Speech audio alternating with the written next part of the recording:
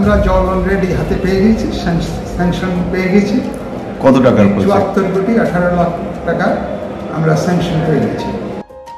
গঙ্গারামপুর পুরসভার দীর্ঘ প্রচেষ্টার পর অবশেষে বাড়ি বাড়ি পরিশ্রুত পানীয় জল প্রকল্পের জন্য ৭৪ কোটি ১৮ লক্ষ টাকা মঞ্জুর হলো।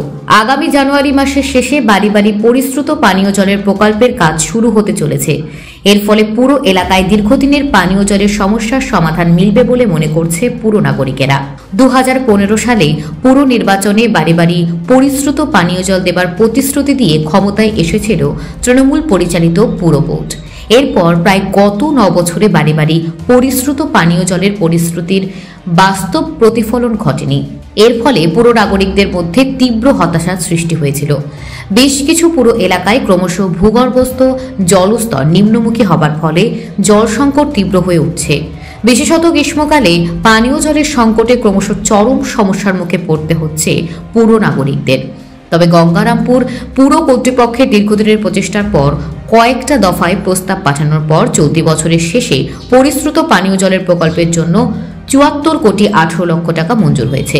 সবকিছু ঠিকঠাক থাকলে আগামী জানুয়ারি মাসের শেষে পরিশ্রুত পানীয় জলের প্রকল্পের কাজের সূচনা হবে বলে জানিয়েছেন পুর কর্তৃপক্ষ।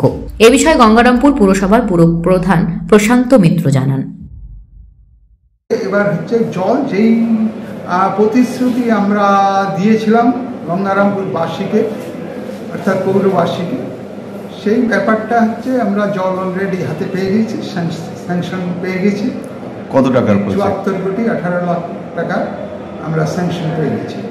আমাদের টেন্ডার কয়েকদিনের মধ্যেই আমাদের টেন্ডার ঝুলে যাবে, প্রসেস চলছে, টেন্ডারের প্রসেস চলছে।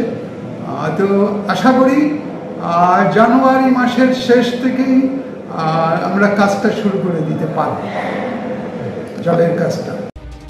গঙ্গারামপুর থেকে বিশেষ প্রতিবেদন, নিউজ টুডে।